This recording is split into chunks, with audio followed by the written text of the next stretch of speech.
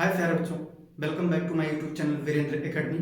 आज प्यारे बच्चों हम लोग पहुंच गए हैं NCERT class 9th math introduction to Euclid's geometry exercise 5.1।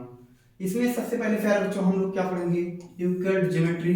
Euclid geometry मतलब क्या हो जाएगा? यूक्लिड ज्यामिति। तो यहाँ से आइए देखते हैं, इसके पहले क्वेश्चन पर चलते हैं। पहला क्वेश्चन क्या है? एक्सरसाइज 5.1 का पहला क्वेश्चन है, Which of the following statements are true and which are false? Give reason for your answer। इसमें हम लोग को प्यारे बच्चों बताना है कि जो स्टेटमेंट दिया गया है ये ट्रू है या फॉल्स है और है क्यों, उसमें रीजन भी हम लोग को देना है। Give for your answer. तो यहाँ पर ध्यान से देखेंगे, पहला क्वेश्चन क्या है प्यारे बच्चों?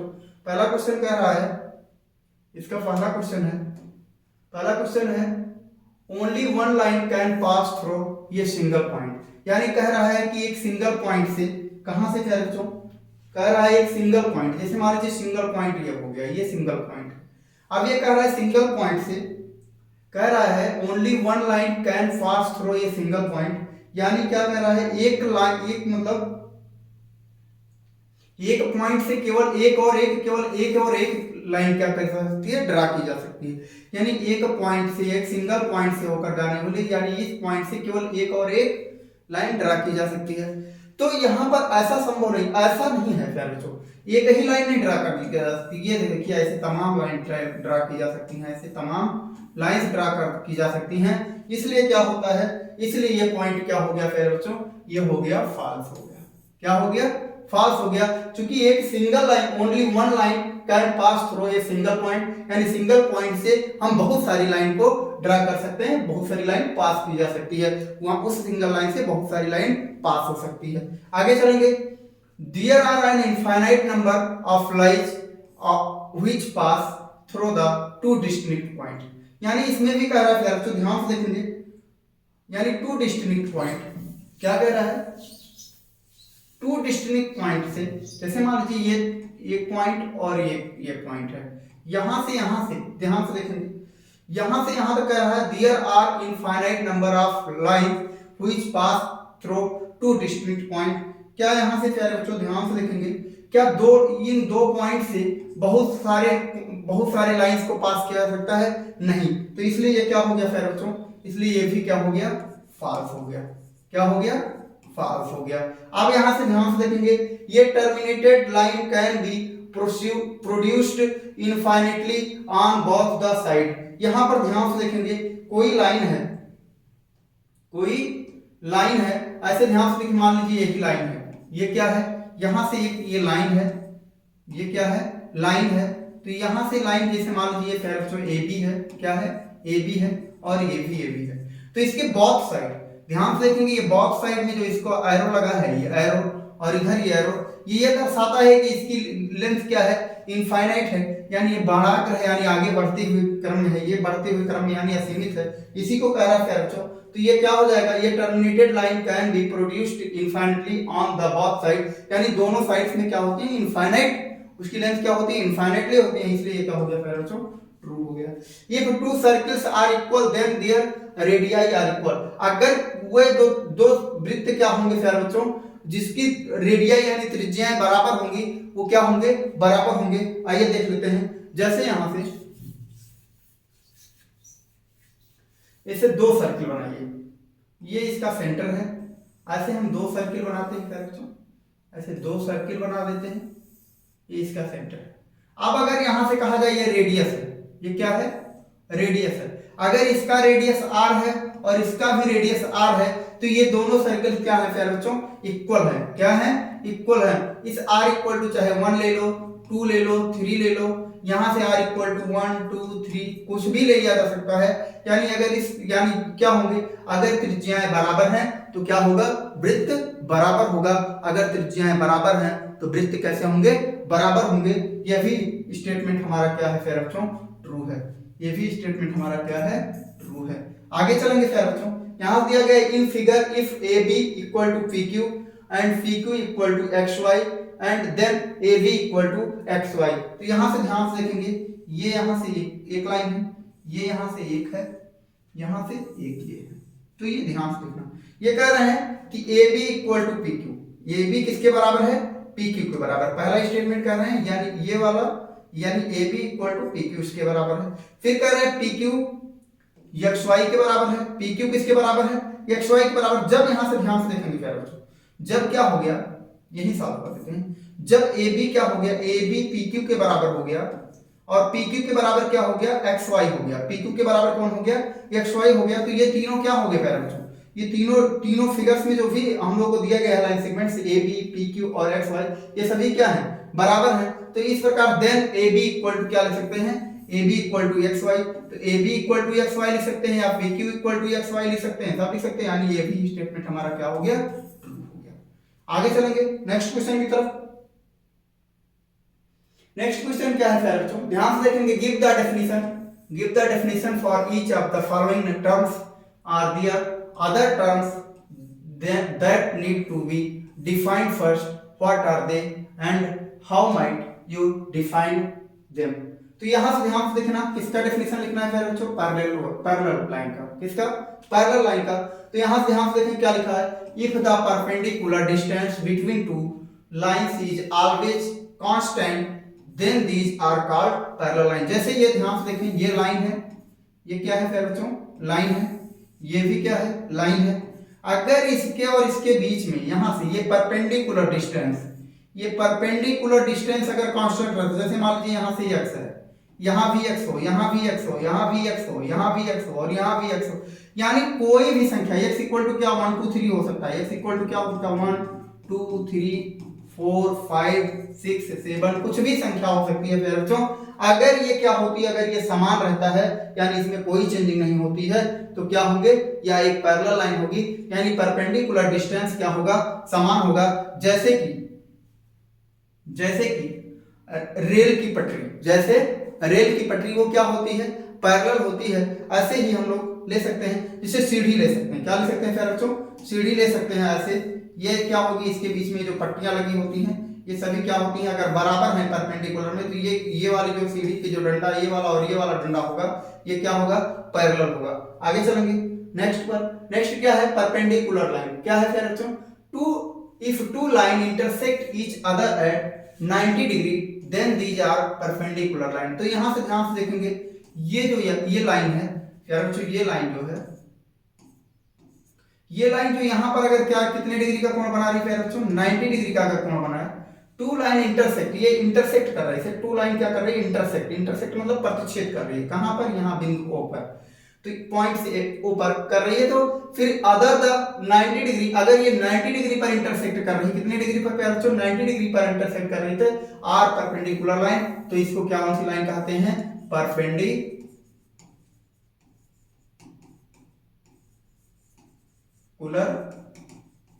लाइन कहते हैं, परपेंडिकुलर लाइन कहते हैं। आगे चलेंगे फिर बच्चों, next question, line segment. Line segment क्या है, a straight line draw from any points to any other point is called as line segment. तो यहां से ध्यान से देखेंगे फिर बच्चों, जैसे ये हो गया लाइन, ये क्या है फिर बच्चों, लाइन। लाइन कब होगा, अब यहां से लाइन को पहचानना सीख लें। जैसे जिसमें दोनों तरफ क्या लगा होगा फिर बच्चों, ये ऐसे बाड़ा कर लगा होगा, एरो लगा होगा, एरो का चिन्ह ऐसे होगा, वो क्या होगा, लाइन होगा। और जिसमें ये एरो नहीं होगा, इसी का एक टूटा हुआ भाग, इसी का एक टूटा हुआ भाग, जैसे मान लीजिए यहां से यहां तक का भाग हो गया, कहीं से भी इसका टूटा हुआ, जिसमें बाड़ा कर नहीं होगा, वो क्या होगा, वो एक लाइन सेगमेंट होगा। क्या होगा, लाइन सेगमेंट्स होगा, यानी ए बी क्या होगा फिर बच्चों, ए बी, ये एक लाइन सेगमेंट्स होगा। तो इसमें कह सकते हैं एक straight line draw the form of any points to any other points is called as line segments. आगे चलेंगे, रेडियस ऑफ ये circle, it is the distance between the centre of the circle to any points laying on the circle. To define the radius of the circle, we must know about points or circle. तो यहां से ध्यान से देखेंगे, जैसे ये circle का क्या है, ये सेंटर क्या है, सेंटर है। अब यहां से इसके ऐसे ध्यान से देखेंगे, ये क्या है फिर बच्चों, सर्कमफ्रेंस है। ये जो अभी हमने खींचा है क्या है, सर्कमफ्रेंस है। और ये सर्कमफ्रेंस किससे मिलकर बना है बच्चों, पॉइंट से मिलकर बना है, ऐसे छोटी छोटी से पॉइंट से मिलकर के ऐसे बना है, ऐसे पॉइंट से मिलकर बना है। तो यहां से ये क्या है बच्चों, ये रेडियस है, जिसके सेंटर से और परिधि पर जो लाइन जाती है, जो लाइन सेगमेंट इसके सेंटर को और परिधि को जोड़ती है, यानी सर्कमफ्रेंस को जो जोड़ने का काम करती है, उसे क्या कहते हैं? रेडियस कहते हैं। उसे क्या कहते हैं? रेडियस कहते हैं। और इसकी रेडियस की यहाँ पर मान लीजिए सर्किल में कितने रेडियस हो सकते हैं? बहुत सारे रेडियस हो सकते हैं। और सभी क्या होते हैं? सभी इक्वल होते हैं। सभी कैसे होते हैं प्यारे बच्चों? इक्वल होते हैं, मतलब कोई भी कटा बढ़ी नहीं होते हैं, यानी सभी क्या होते हैं? समान होते हैं। सभी क्या होते हैं? समान होते हैं। तो इस प्रकार से प्यारे बच्चों हम लोग रेडियस ऑफ द सर्किल को डिफाइन कर सकते हैं। आगे चलेंगे। नेक्स्ट क्वेश्चन क्या है प्यारे बच्चों? स्क्वायर। ये स्क्वायर है, ये क्वाड्रिलेटरल। क्या है? स्क्वायर एक चतुर्भुज है जो कि having all side of equal length. इसकी सभी भुजाएं कैसी होती हैं? बराबर होती हैं। All angles are same measures. और सभी एंगल्स कितने होते हैं? समान होते हैं। सभी एंगल कैसे होते हैं? समान होते हैं। और सभी एंगल का कोण कितना होता है? 90 डिग्री का होता है। तो यहाँ से ध्यान से देखेंगे, यानी ये क्या है? ये क्वाड्रिलेटरल होता है। क्या होता है? क्वाड्रिलेटरल होता है, जिसकी समस्त भुजाएं क्या होती हैं? बराबर होती हैं। समस्त भुजाएं क्या होती हैं? बराबर होती हैं। और सभी कोण क्या होते हैं प्यारे बच्चों? इक्वल होते हैं। और इक्वल होने के साथ क्या होते हैं? सभी कोण कितने डिग्री के होते हैं? 90 डिग्री के होते हैं। सभी कोण कितने डिग्री के होते हैं? 90 डिग्री के होते हैं। तो इस प्रकार से प्यारे बच्चों हमारा क्वाड्रिलेटरल यानी स्क्वायर तैयार हो जाता है, यानी सभी साइड्स क्या होते हैं? इक्वल होते हैं। सभी एंगल्स इक्वल होते हैं। और एंगल्स इक्वल होते हुए ये क्या होते हैं? सभी एंगल्स 90 डिग्री के होते हैं। आगे चलेंगे नेक्स्ट क्वेश्चन की तरफ। नेक्स्ट क्वेश्चन क्या है बच्चों? Consider two postulate given below, यानी दो पोस्टुलेट दिए गए हैं, जैसे given any point distinct point a and b, there exist ये third point c which is in between A and B। दूसरा क्या है? There exist at least there 3 points that are not on the same lines। Do these postulates contain any undefined terms? Are these constituents? Do they follow from Euclid postulate? Explain करना है, ध्यान से देखेंगे सारे बच्चों क्या हो जाएगा। There are various undefined terms in the given postulates, यानी इसमें क्या है? इसमें बहुत सारे ऐसे undefined terms हैं, पद हैं, जो क्या है? given postulate में दिए गए हैं, यानी दिया है।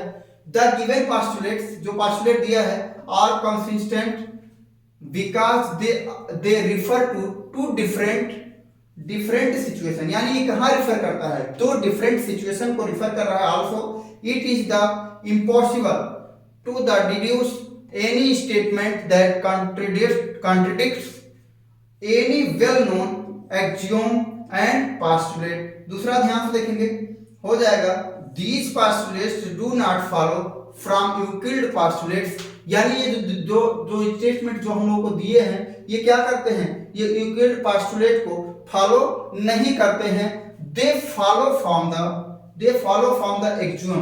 ये किसको फॉलो कर रहे हैं? एक्सियम को फॉलो कर रहे हैं। Given two distinct point there is a unique line that passes through them, यानी ये जो हमारे पास जो दो स्टेटमेंट थे ये पोस्टुलेट को फॉलो नहीं कर रहे हैं। ये किसको फॉलो कर रहे हैं प्यारे बच्चों? एक्सियम को फॉलो कर रहे हैं। आगे चलेंगे नेक्स्ट क्वेश्चन की तरफ। नेक्स्ट क्वेश्चन है प्यारे बच्चों, if point C lies between 2 points A and B such that AC equal to BC, then prove that AC equal to half into AB, explain by drawing the figure। तो यहां से ध्यान से देखेंगे प्यारे बच्चों, यहां पर क्या है? एक ऐसी लाइन सेगमेंट है, क्या? AB। क्या है? AB है। C लाइज बिटवीन, यानी C AB के कहां लाइज कर रहा है? ये बीच में लाइज कर रहा है। बीच में लाइज कर रहा है तो क्या होगा? AC equal to BC। क्या दिया है प्यारे बच्चों? AC इक्वल टू BC, यानी गिवन है। क्या गिवन है? गिवन है प्यारे बच्चों AC equal to BC। AC equal to BC हम लोग को सिद्ध करना है AC equal to half AB। तो यहां से ध्यान से देखेंगे, अगर क्या करें प्यारे बच्चों, यहां से ध्यान से देखेंगे बोथ साइड, क्या करें? Both side add AC, both side add AC, B get कर दें प्यारे बच्चों। अगर दोनों साइड में क्या कर दें? AC जोड़ दें, ये क्या है? गिवन है हम लोग को। तो अब यहाँ से ध्यान से देखना, तो ये क्या हो जाएगा AC plus AC, AC plus AC equal to BC plus BC plus क्या हो जाएगा AC, BC प्लस क्या हो गया AC।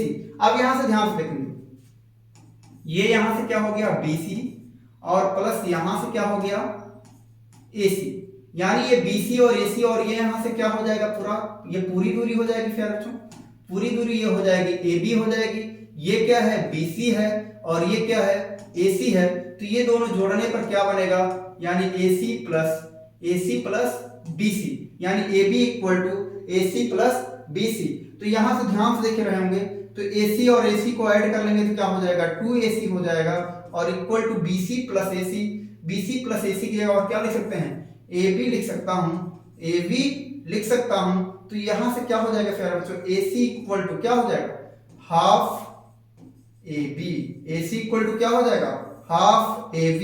यही हम लोग को प्रूव्ड करना था, यानी AC इक्वल टू क्या होगा हाफ AB हो जाएगा। आशा करते हैं आप लोग को बहुत अच्छे से समझ में आया होगा। आगे चलेंगे नेक्स्ट क्वेश्चन की तरफ। नेक्स्ट क्वेश्चन है सर बच्चों question in question number 4 point C is called a mid point of line segment AB, prove that every line segment has one and only one mid points.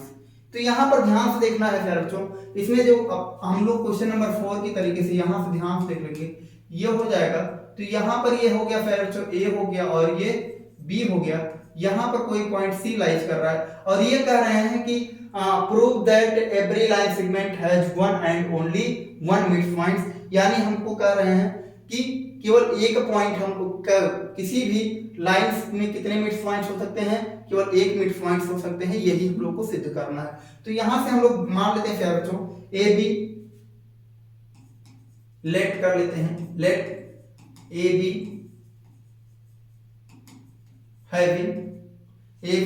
having two midpoints, two midpoint C and D। यहां पर एक और point मान लेता हूं प्यारे बच्चों कि D भी है, क्या है D भी है। तो यहां से ध्यान से देख लेंगे, अब हम लोग यहां से लिखेंगे, ध्यान से देखना, अभी हम लोगों ने प्रूव्ड करा है, क्या प्रूव्ड किया है ध्यान से देखेंगे, AC equal to half AB, AC equal to half AB। तो यहां से क्या हो जाएगा फिर बच्चों AC इक्वल टू हाफ, यहां से अगर मैं AC लिखूं तो क्या हो जाएगा AC इक्वल टू क्या हो जाएगा हाफ, AC इक्वल टू क्या हो जाएगा हाफ AB, हाफ AB हो जाएगा। इसको इक्वेशन नंबर 1 मान लेते हैं। फिर उसके बाद में मैं अगर लिखूं AD इक्वल टू क्या लिखूं, AD इक्वल टू लिखूं तो AD इक्वल टू भी क्या हो जाएगा हाफ AB हो जाएगा। अब क्या करते हैं, यहां से इतना समझ में आया तो अभी हम लोगों ने सिद्ध किया इसको, अभी हम लोगों ने इसको प्रूव्ड किया है। तो ये हो गया, एक बार जब मैंने AC इक्वल टू लिखा तो AC इक्वल टू क्या हो गया हाफ AB हो गया और AD इक्वल टू भी हाफ AB हो गया। अब क्या करते हैं, इसको घटा देते हैं, तो घटा देंगे तो यहां से क्या हो जाएगा, ये क्या हो जाएगा AC माइनस क्या हो जाएगा AD हो जाएगा, AC माइनस क्या हो जाएगा AD हो जाएगा और ये क्या आ गया फिर बच्चों 0 आ गया। यानी इनके यानी C और D क्या होगा, C और D के बीच में डिस्टेंस ना के बराबर है, अर्थात शून्य है, अर्थात क्या है शून्य है। तो यहां से हो जाएगा AC इक्वल टू क्या हो जाएगा फिर बच्चों AD हो जाएगा, AC इक्वल टू क्या हो गया AD हो गया। यानी जब AC इक्वल टू AD हो गया तो यहां से लिख सकते हैं C एंड D, क्या लिख सकते हैं, इसलिए C एंड D कौन साइड क्या हो जाएगा फिर बच्चों कौन साइड्स हो जाएगा, यानी क्या हो गया कौन साइड हो गया। फिर अब यहां से लिख सकते हैं हेंस क्या हो गया, जब AC एंड AD मतलब ये क्या हो सकते हैं एक ही बिंदु है, क्या मान सकते हैं प्यारे बच्चों कि जब हमने क्या सिद्ध कर लिया AC इक्वल टू AD सिद्ध कर लिया तो C एंड D क्या है एक ही बिंदु पर लाइज कर रहे हैं, एक ही पॉइंट पर लाइज कर रहे हैं, तब हम लोग लिख सकते हैं, क्या लिख सकते हैं, यहां से लिख सकते हैं हेंस क्या हो जाएगा, hence every line segment, every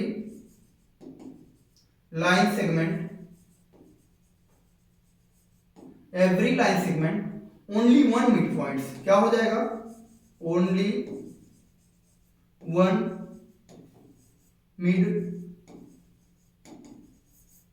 point. यानी हम लोगों ने प्रूव कर दिया कि किसी भी लाइन सेगमेंट पर क्या होता है, एक ही मिड पॉइंट्स होता है, दो मिड पॉइंट्स नहीं हो सकते। आइए फिर बच्चों क्वेश्चन नंबर 6 पर चलते हैं। In figure if AC equal to BD then prove that AB equal to CD।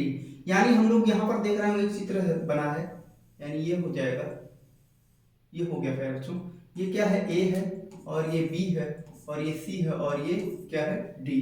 तो यहाँ से ये पॉइंट क्लियर कर लेते हैं, तो यहाँ से ये हो गया फिर बच्चों।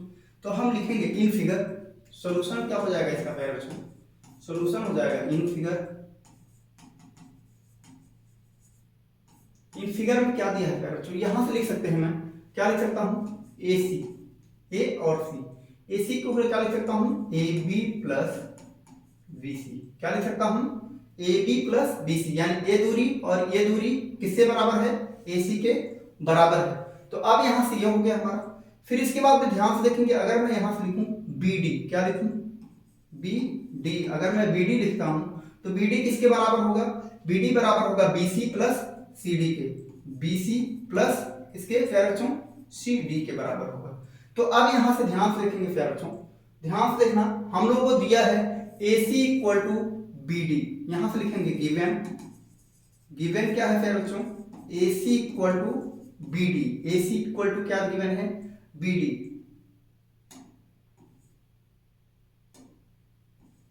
AC इक्वल टू क्या गिवन है फिर बच्चों, VD गिवन है। तो यहां से ध्यान से देखेंगे AC की वैल्यू क्या आई है, AC की वैल्यू आई है AB प्लस का BC और BD क्या है फिर बच्चों, BC प्लस का CD। अब यहां पर चाहे क्या बच्चों, अगर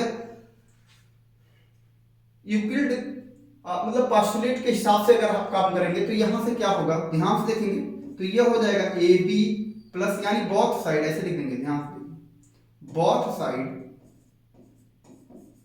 सब्ट्रैक्ट